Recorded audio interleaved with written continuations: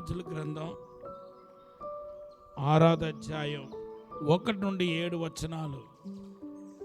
అంతటా ప్రవక్తల శిష్యులు ఎలీషా యొద్దకు వచ్చి, ఇదిగో నీ యొద్ద మాకున్న స్థలము ఇరుకుగానున్నది.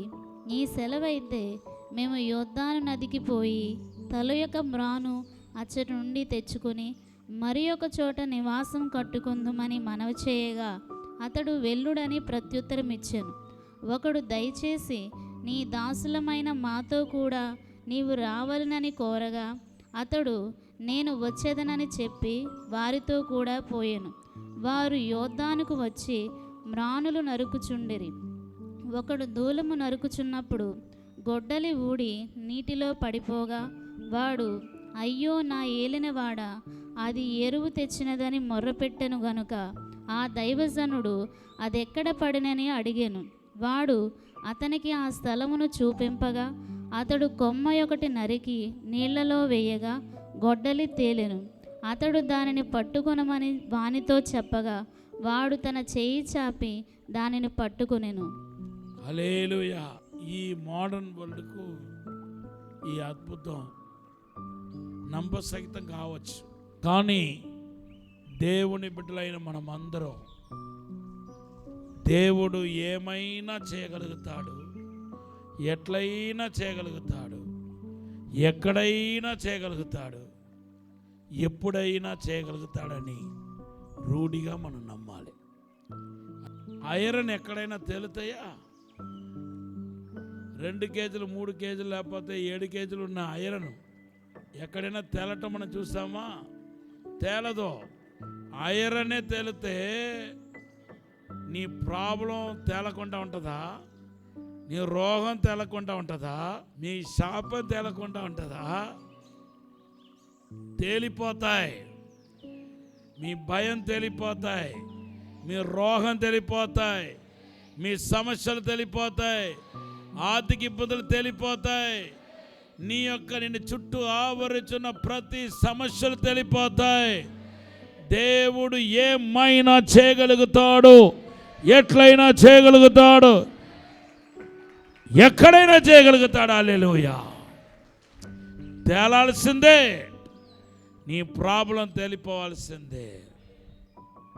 సాతాను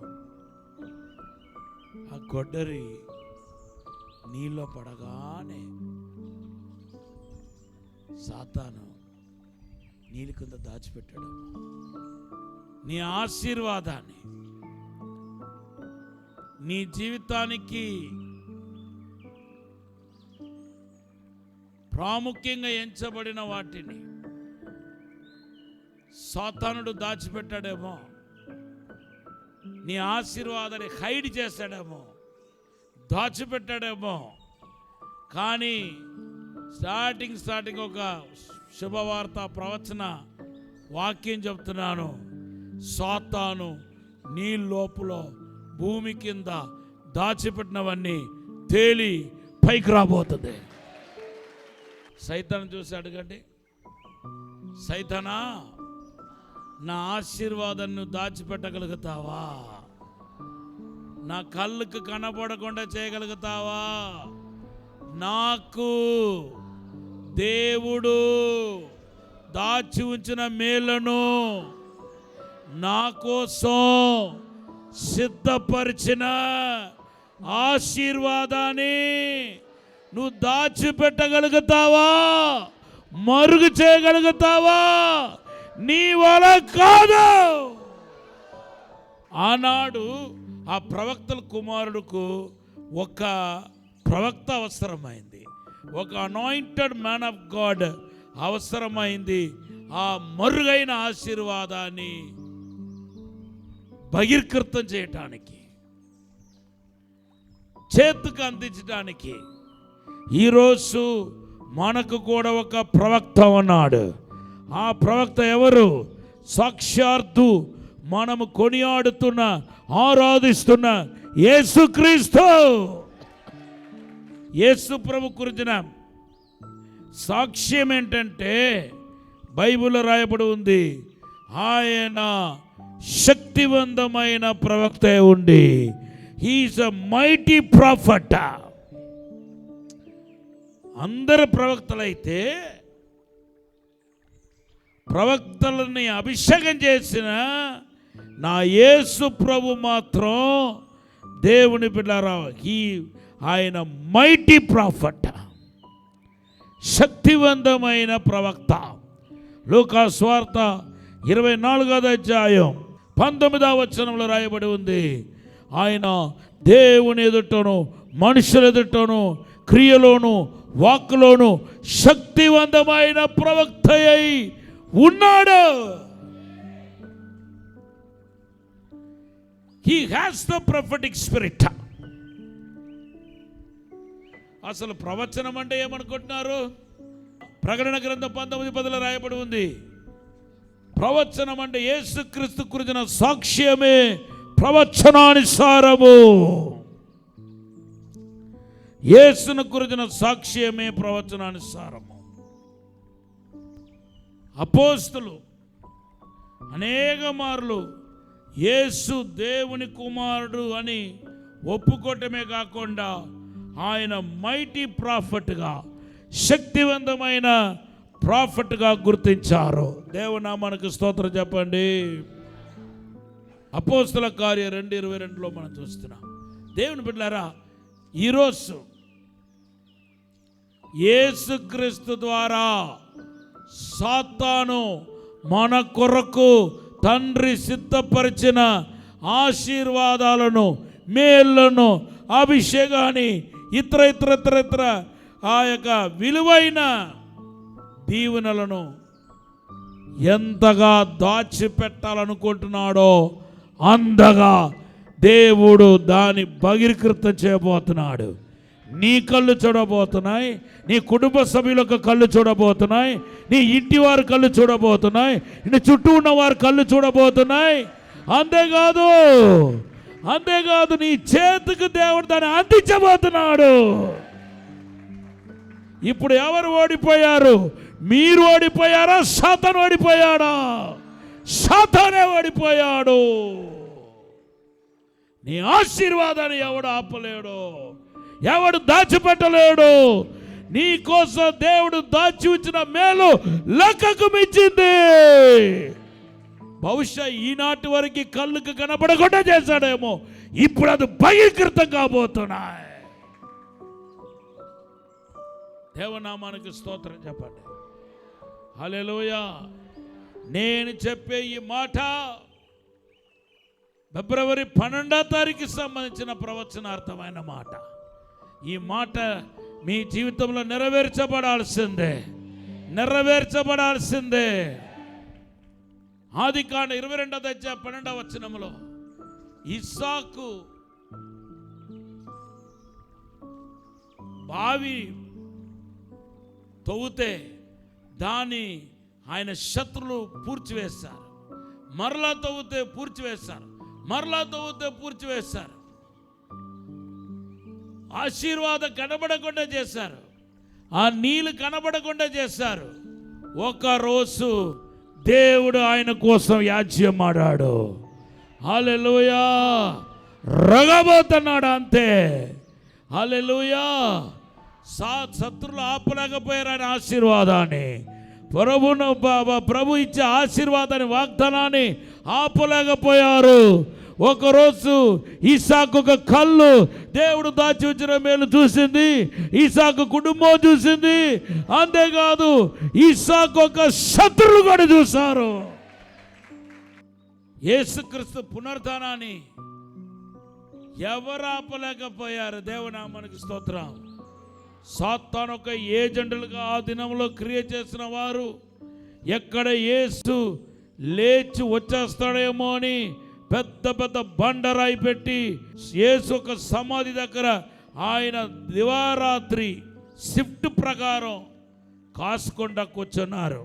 వాళ్ళందరినీ దేవుడు అధిగమించి పునరుద్ధానం పొందాడని పరిశుద్ధ గ్రంథంలో రాయబడి ఉంది. యేసును ఆపగలిగారా? భూమి కింద పాతి పెట్టిన తర్వాత ఇంకా పైకి రాలేరనుకున్నారు. కానీ బైబిల్ రాయబడి ఉంది 28వ అధ్యాయం 1-2 వచనంలో. హల్లెలూయా. బైబిల్ రాయబడి ఉంది, రోమాపత్రిక 8:11 రాయబడి ఉంది, మృతులో నుండి యేసుక్రీస్తును లేపిన ఆత్మ సావునకు లోనైన మీ శరీరాన్ని కూడా జీవింపచేయను. మీ శరీరాన్ని కూడా జీవింపచేయను. భూమి చేత యేసు ప్రభువును పైకి లేకుండా ఆయన పునరుద్ధానాన్ని ఆపాలనుకున్నాడు. ఆపగలిగాడా? దేవదూతలు చూశారు యేసు ప్రభు పునరుద్ధానం పొందటాన్ని. అక్కడ ఉన్న కావలి వారు చూశారు. అక్కడ యెరూషలేము వాసులందరికీ తెలియవచ్చింది, యేసు ప్రభు ఆపలేకపోయారు. యేసు ప్రభు చెప్పినట్టే 3వ రోజు తిరిగి లేచాడు. అలాగే పేదరుకు ఆశీర్వాదాన్ని ఆపగలిగారా? అపోస్తలుల కార్యం 12వ అధ్యాయం 1-5 చదివితే సంఘమంతా కలిసి ఆసక్తితో ప్రార్థన చేస్తుంది. ఎలాగైనా సరే పేదరును దేవుడు విడుదల చేయాలని. అప్పటికే పేదరుని జైలు వేశారు. జైలు వేయటం శిక్ష కోసం కాదు, రేపు ఆయనను చంపబోతున్నారు. ఎలాగా యాకోబును హత్య చేసి చంపారో అలాగే పేదరును చంపాలని చెప్పి అనుకున్నారు. కానీ బైబిల్ చెప్తుంది, సంఘమందు ఆసక్తితో కలిసి ప్రార్థన చేసినప్పుడు జైలు డోర్ అలాగే ఉంది, ఆయన కాపులా కాసేవారు అలాగే ఉన్నారు. తర్వాత ఆయనకు ఎవరో 2-3 కాదు, పెద్ద సైన్యమే ఆ యొక్క జైలు చుట్టూ ఉంది. ఎందుకంటే బయటికి వెళ్ళిపోకూడదని 12:6 రాయబడి ఉంది. హల్లెలూయా. కానీ అందరూ అలాగ ఉండగా నిద్రపోతున్న పేదరును 2 దెబ్బ కొట్టి లేపి అమాంతంగా తీసుకొచ్చి ఏ సంఘమైతే పేదరు విడుదల కోసం ప్రార్థన చేస్తుందో ఆ సంఘం ముందు నిలబెట్టేశాడు దేవుడు. సో ఈరోజు దేవుడిచ్చిన వర్తమానం ఏంటంటే, నీ ఆశీర్వాదం, నీకు దేవుడు దాచి ఉంచిన మేలును, దేవుడు నీ కోసం సిద్ధపరిచిన దీవెనలను ఏ శక్తులు ఆపలేవు, ఏ మంత్ర ప్రయోగాలు ఆపలేవు, ఏ దురాత్మ శక్తులు ఆపలేవు, ఏ మనిషి ఆపలేడు, ఏ రాజకీయ నాయకులు ఆపలేరు. ఈవెన్ నీ అవిశ్వాసం నీకు ఉంటే కనుక అవిశ్వాసం కూడా ఆపలేవు. యోబు 42వ అధ్యాయం 1వ వచనం చదవండి.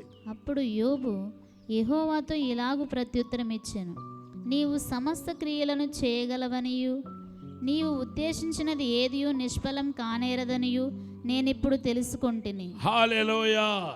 దేవుడు ఉద్దేశించిన కార్యాలు నిష్ఫలం కానేరదు. తామస్కు నిష్ఫలం కానేరదు. దేవుడు ఉద్దేశించిన కార్యాలు తామస్ ఎడలా జరగాల్సిందే. తామస్కు నిష్ఫలం కానేరదు.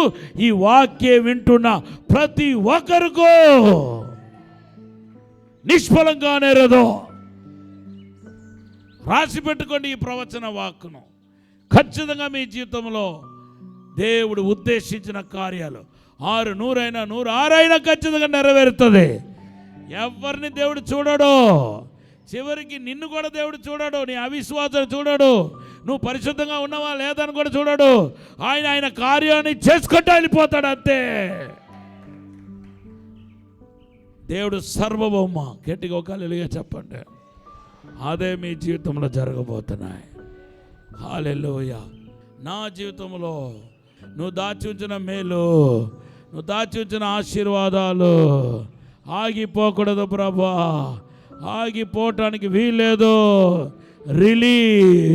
రిలీజ్ అయిపోనగాక నీ హీలింగ్, నీ అద్భుతం, నీ యొక్క మిరకల్, థ్యాంక్యూలో నీ బ్లెస్సింగ్స్, థ్యాంక్యూలో నీకు దేవుడు వాగ్దానం చేసినవి ప్రవచనాలు నెరవేరే తీర్నగాక యేసునామములో, నెరవేరే తీర్నగాక యేసునామములో. ఒక చిన్న ప్రార్థన చేయబోతున్నాను.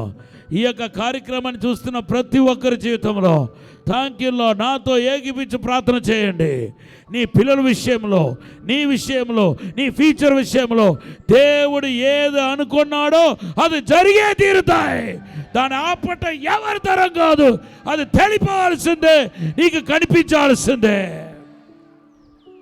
పరిశుద్ధము నమ్మకమైన మా పరలోక తండ్రి, మీరు మాట్లాడుతున్న ప్రతి మాటను బట్టి వందనాలు ప్రభా.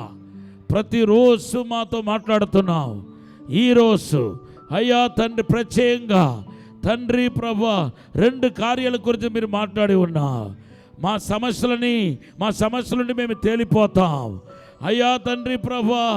మా ప్రాబ్లం, మా శోధ నుండి మేము తేలిపోతాం ప్రభా తండ్రి. మా యొక్క ప్రభా తండ్రి ప్రతి రోగాలు మా నుండి అయ్యా తేలిపోతున్నాయి అయ్యా తండ్రి ప్రభా. మాకు విడుదల సమీపించింది ప్రభా అయ్యా. అలాగే నాయనా తండ్రి మాకు దాచి ఉంచిన మేలును అయ్యా ఏ శక్తులు ఆపలేరని మాట్లాడి ఉన్నారు ప్రభా. ఇప్పుడే ఈ మాట పెట్టిన ప్రతి ఒక్కరిని ఆశీర్వదించండి. అద్భుతం జరుగునగాక, యేసు నామములో విడుదల వచ్చినగాక. ఈ ఫిబ్రవరి నెల 12వ తారీఖున ఒక విడుదల వచ్చినగాక. దైవిక శక్తి తగ్గనగాక, దైవిక ప్రసన్న తగ్గనగాక, పరిశుద్ధాత్మ శక్తి తగ్గనగాక. ఆశీర్వదించండి, విడుదల చేయండి ప్రభా. మా శత్రువులు ఎదుట బోధన బలను సిద్ధపరచబోతుంది వందనాలు ప్రభా. ఇప్పుడు అభిషేకించండి, ఆత్మతో తాక్కుమని యేసు నామములో అడిగి వేడుకుంటున్నాము తండ్రి, ఆమేన్. దేవుడు చెప్తున్నాడు, మనం పోగొట్టుకున్న వాటన్నిటి దేవుడు తిరిగి ఇవ్వబోతున్నాడు అన్న. యోవేలు గ్రంథం 2వ అధ్యాయం 26వ వచనం దేవుడు వాగ్దానం చేస్తున్నాడు. ఆ వాగ్దానం బట్టి మనకు సమస్తము దేవుడు తిరిగి ఇచ్చినగాక.